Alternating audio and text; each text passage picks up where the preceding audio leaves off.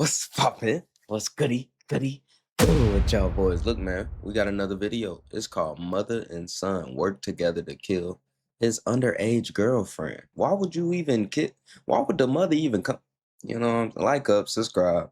Let's get into the video and figure out what's going on with these folks' head, man. What's really going on with these folks' head, bro?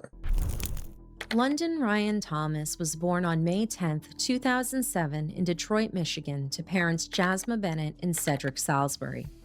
Her parents separated sometime following her birth and her mother remarried a man named Darnell Johnson. London grew up surrounded by care and stability. Her They mother, use that father, shit. and stepfather deeply cared for her, loved her, and supported her. Those close to her described her upbringing as one that was rooted in strong values, compassion, and emotional support. Her cousin, Danielle Douglas, later remembered London as a vibrant and warm presence, saying, "She had a bright spirit. She was loving, she was caring, full of energy, always the life of the party." Mm. London was especially close to her dad. They spoke almost every day, and he described their bond as inseparable. To him, London wasn't just his child, but his best friend. He described her as a kind-hearted soul, saying, "She's a good kid. She's very talented. She's down to earth. Everybody loves her." London attended Beach Elementary before later attending Hilbert Middle School. Friends remembered her as someone who smiled easily and couldn't help but make you smile too. London was intelligent and hardworking. She had a strong interest in music and hairstyling. Despite her young age, London was responsible as well. She almost always had a job. And something in the teeth. London's warmth was felt across the entire family. Her aunt, Connie Ford, remembered her as naturally caring and selfless. She said, "It shows she was a loving child, well loved. She was happy and friendly. If your hair wasn't done, she'd do it for you. She was Dang. just a good kid." That affection was very easy to see in London's relationship with her grandmother, Justina Martin.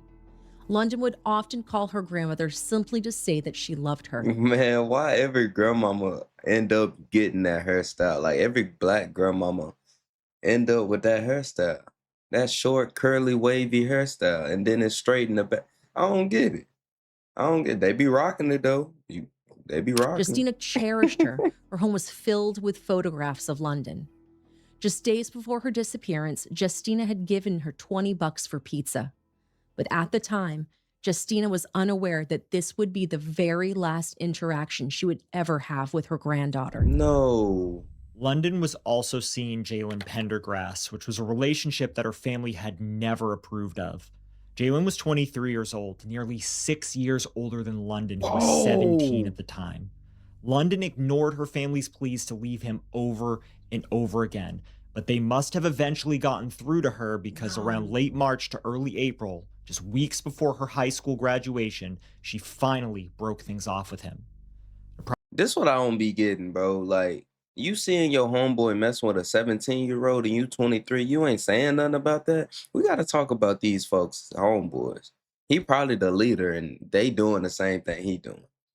Birds of a feather flock together. You know what I'm saying? So, Approximately niggas weird. 4 a.m. on April 5th, London asked her sister to drive her to the 27200 block of Carlisle Street near Inkster Road in Oh, Inkster, they in Michigan. Detroit. It should be noted that this is close to Jalen's home. Her sister dropped her off on the street and drove away. Why London went there remains unclear, but whatever the reason was, she was never seen alive after that. Dang. Hours passed with no calls or messages. London's sister began to worry. Later that same day on April 5th, she reported London missing to the Inkster police. The next day, London's mother, Jasmine, filed an additional missing persons report with the Detroit police. She knew something was wrong. It was not like London to disappear without telling anybody, especially not her sisters. She said, "They didn't go a day without talking to each other, no matter where they were or what they did. So all of this is strange. We haven't talked to her. We haven't seen her. We know nothing." Cedric shared the same concerns with the media, saying, "I'm her best friend. She calls me for everything, and I haven't heard from her, and I know something's not right." Later on, London's family also noticed something strange. Her phone was on a family plan, and relatives could view her last known location. And according to her Perfect. grandmother, the phone last pinged behind the Cooper Elementary School in Westland, Michigan. This location was approximately 6 miles from where London's sister had dropped her off. No. The school is also bordered by a cemetery, a trailer park, and nearby residential neighborhoods.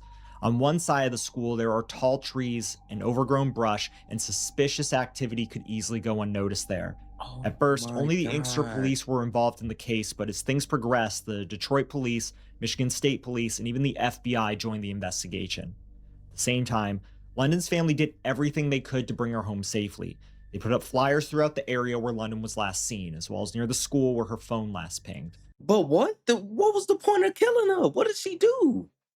I don't remember if they said that already, but yo, what did she do? Everybody talking about she nice and kind. How did they just ended up killing her for no reason? Like what was the reason? Family members also made pleas to the media for London's safe return. The flyer described her as a 17-year-old girl, approximately 5 foot 8 inches tall, weighing 115 pounds, with reddish blonde hair. She was last seen wearing pink Crocs, black leggings, and either a black hoodie featuring a Jason mask or a dark green hoodie with the words 1-800 Mental Health Matters. Earlier in September of 2021, a woman had posted videos on TikTok alleging that Jalen had essayed her. She claimed the incidents occurred in the same general area where London's phone last pinged. However, these allegations were never substantiated through criminal charges. Even so, after London went missing, the same woman returned to TikTok and expressed fear that Jalen may have harmed another girl. Regardless, Mm. London's family remained focused on her safety and return. They made it clear they were not publicly accusing anyone. Her stepfather, Darnell, addressed the situation directly, saying, "Nobody has accused anybody of anything. Not our family. We just want her home. If anybody's pointing fingers, it's people online. It's not our family." London's parents described the ordeal as a nightmare. Cedric organized a community search effort to comb the area where London was last believed to have been seen. At the same time, Crime Stoppers of Michigan announced a $2,500 reward for information related to Whoa. London's disappearance. In the That days ain't that leading up much. to the That's search, 2,500. London's parents also shared her story on Facebook. They weren't optimistic about how much help they would receive, dang but on no way. Saturday, April 12th, an overwhelming number of people showed up to support the search. I didn't know I didn't know they do that. I didn't know they give a reward for finding a body. I didn't know most city police do that. That threw me off. But let's go back to what he said right here. This dude said everybody came to support. I think some people came to get that reward. I ain't gonna lie to you. I ain't gonna lie to you. Saturday, April 12th, an overwhelming number of people showed up to support the search. Although the effort didn't uncover any new leads, it gave the family hope. Jasmine was moved by the support, saying, "I'm grateful for the community that came out. Friends, family, people on Facebook, friends of family, people I've never even known. I don't even have a social media presence, so it just took me by surprise when everybody came together. It was heartwarming, and it was a blessing." However, the search understandably took an immense toll on London's parents, who described it as the hardest experience of their lives. So far, investigators had only one clear lead. London had last been reported They near only the got home of one her lead? ex-boyfriend, Jalen. From the very beginning, London's family suggested Oh that my Jalen God. could be the one responsible, but without concrete evidence, police could not act immediately. As things progressed, police confirmed that London had been at Jalen's residence during the early morning hours of April 5th, 2025. Investigators then made contact with Jalen and his mother, Charla. Both initially denied having anything to do with London's disappearance. Charla even told investigators that she had seen London leave the house that night. However, police later determined this to be false. Police obtained a search warrant which was served on the evening of Thursday, April 17th, nearly 2 weeks after London was last seen. Mm. The search was conducted as part of an ongoing investigation into London's disappearance, specifically to determine her whereabouts and gather evidence. While we know now that this house was where Jalen and his mother lived, the police did not publicly release their names. Detroit Major Crimes Commander Rebecca McKay gave a public statement saying, "We are looking into possible foul play. We do have 2 persons of interest right now that we are investigating." That Finally, same okay. day, London's parents organized another community search, expanding the area surrounding I'm not gonna lie, bro. I do not like these. I don't like this AI voice. This AI voice is terrible. I don't want to hear this. I really the don't. school where her phone had last pinged. As volunteers gathered once again, the emotional weight of the situation became overwhelming for London's parents. Her mother broke down in tears, making a public plea for London to return home safely. We've been scouring all of the area and, well, mostly of Inkster. We did do Westland from the beginning, and now we think that it's time to come back, bring more awareness, go further out, expand more, do more. Yeah, because we don't know what else to do at this time. Oh man. She'll be 18 in May 10th, and that makes it even worse. It's just ridiculous. Yeah, I'm sorry. I don't know what was gathered from the police when they did the actual raid and search. Thing besides my daughter being back in my home, alive, safe, and well. That is my focus, and I ask you, please, to pray for that. Please, for us and our family, please. Because this is all we have. I need you all. I need you all for that. When you have all these people also coming out here to help, how does that make you feel? It makes me feel loved. It makes me feel like that is a piece of God that is moving them. As days passed, the situation grew increasingly unclear. London's stepfather said he was doing everything he could to hold on to hope. The family was deeply frustrated by what they described as a lack of cooperation from Jalen during the search. London's aunt, Yolanda Douglas, This lazy eye nigga, man. This lazy eye nigga, man. You 23 messing with a 17-year-old and then you kill her with your mama. Man, man. What them LA niggas be saying, you a buster, homie. voiced these concerns You a publicly, buster. saying, all of these lies just to push us away from what we're trying to do, and more stuff is coming out. And then you have people coming from any and everywhere that want to direct you into different directions. That's what's bringing my sister down. We don't need all of that. We just need to know right here, what did you do with her? You were the last person seen with her. What's going on and where is she at? Although the Pendergrass family wasn't charged with any crimes, police had their suspicions, and their lies could not stay hidden forever.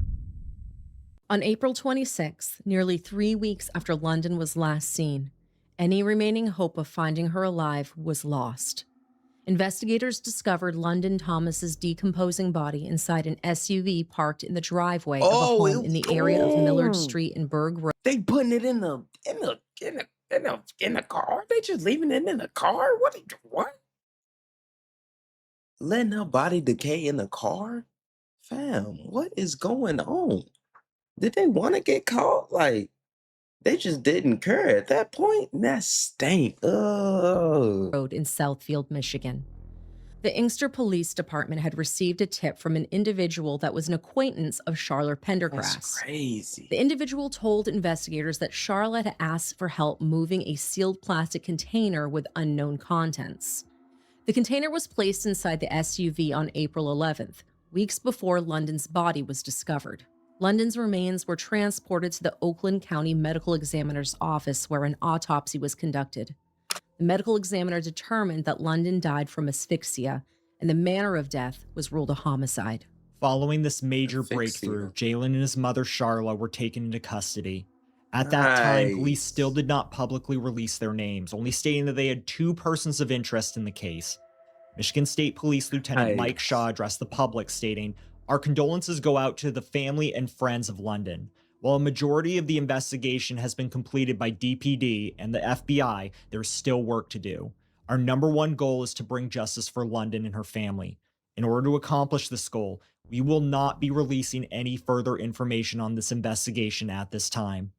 Following the discovery of London's body, her family gathered for a candlelight vigil to honor her life. London's father, Cedric, stood alongside dozens of loved ones as they mourned her and called for justice. Overcome with grief, he shared his pain publicly, saying, "Justice for London for me means everything right now. I'm so heartbroken. I need answers. I have no answers. I want answers." London's aunts and her grandmother expressed gratitude that she had been found, though not in the way which they had prayed for. The family were still haunted by unanswered questions. The most important one, why? Why was London killed? That's what And I'm why wouldn't wondering. police release the names of the two suspects in custody? London's grandmother, Justina Martin, said she wanted those responsible to be held fully accountable. In an Mm-hmm. interview held days after They need London's body life. was found, she broke down in tears remembering her granddaughter. I understand London was a really special girl, full of life. How would you describe her? That was my baby.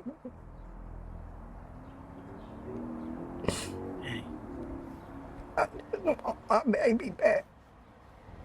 Oh, God. It's the hardest thing ever. Oh, God. Just been trying to be strong. Oh, God. Not knowing what she went through. That kills me the most.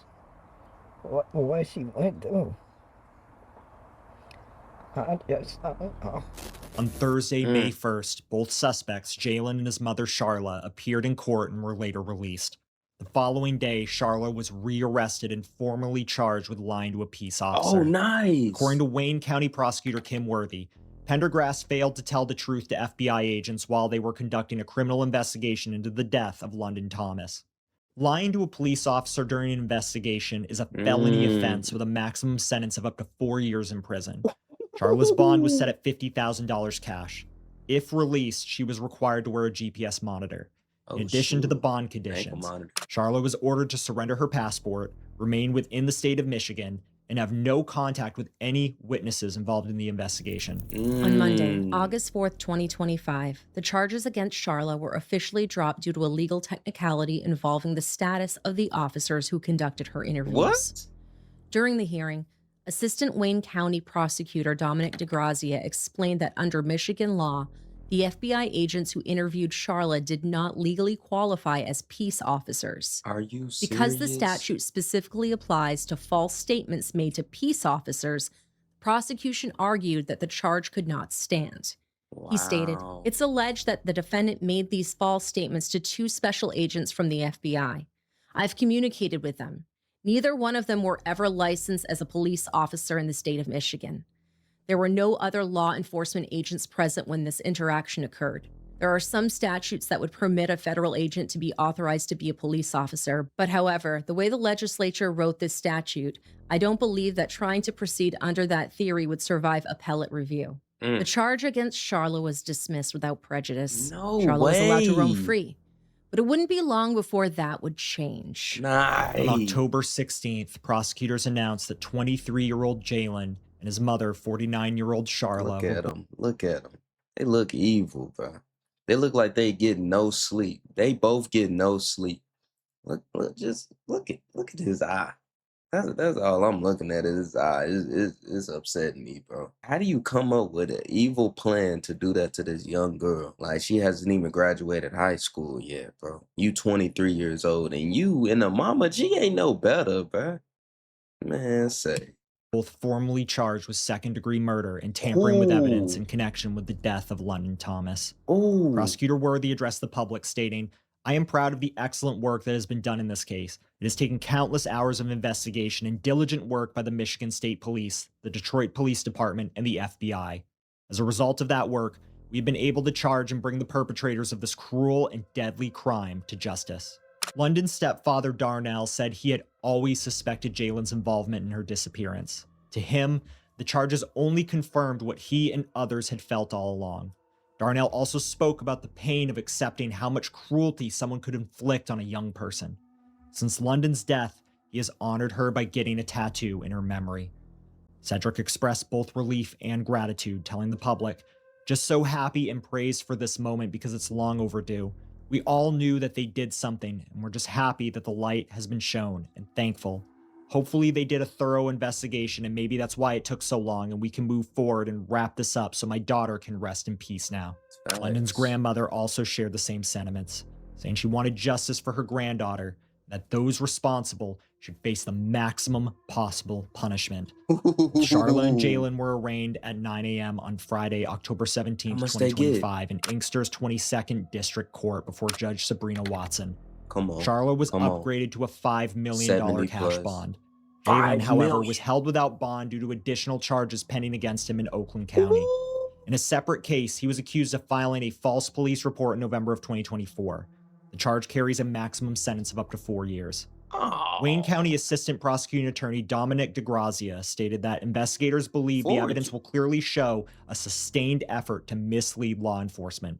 He said the following: "This is a case where the evidence, I believe, will be abundant that both defendants, but in particular, Ms. Charla Pendergrass, engaged in an extended campaign to lie to the police, lie to law enforcement to cover up her actions." Jalen's defense attorney, Adam Clements, urged to let the evidence play itself out and respect the process.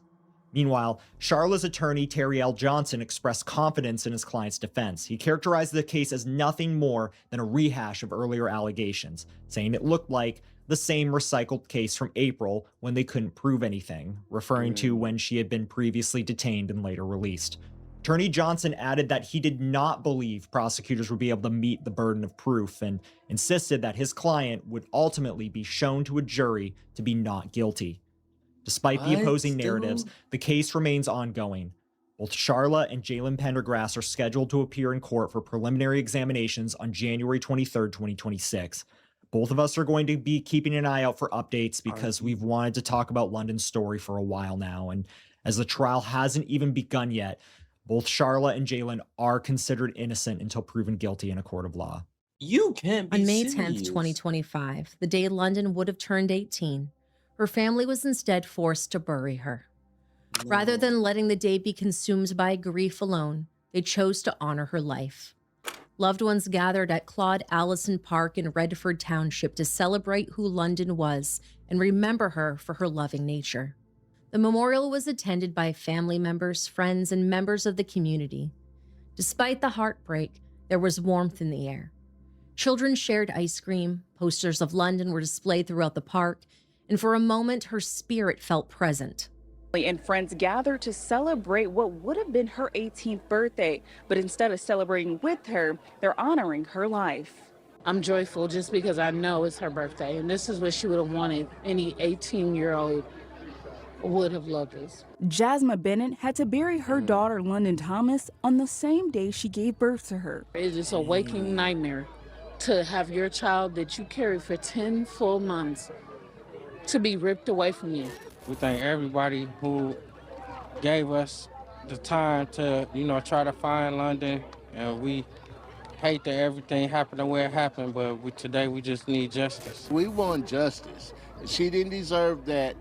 No child deserves this. London's uncle, Darius Hatcher, said, "You know, we really miss her. We really love her. And we do have a sense of peace and comfort to a certain extent with today. And we're just trying to make it as happy as possible as opposed to the tragedy that's set before us. So we're trying to remember the fun and happy times." London's mother, Jasma, also shared similar remarks, saying, "She loved everyone. And by this turnout, from what you see, her love spread far." Wow. If London's case resonated with you, then please click here to check out the ongoing case of Naziah Harris. She's Golly, how was that on? Like, did they really hide? They hide the evidence that well that they can't find anything else to prosecute them? Like, come on, man. This girl is just, her name is like, she's, well, like, what, bro? That don't even make sense. Like, them dudes should be doing 70 plus life. No bail, no nothing. Like, they should be going down deep waters. Like, come on, bro. Hey, man, if you enjoyed that video, go ahead and give it a like. Give it a subscribe. I'm out this thing. You know what to do, man. Y'all stay blessed. Stay positive. Like always, man, take care of yourself. I'm out this thing. You did.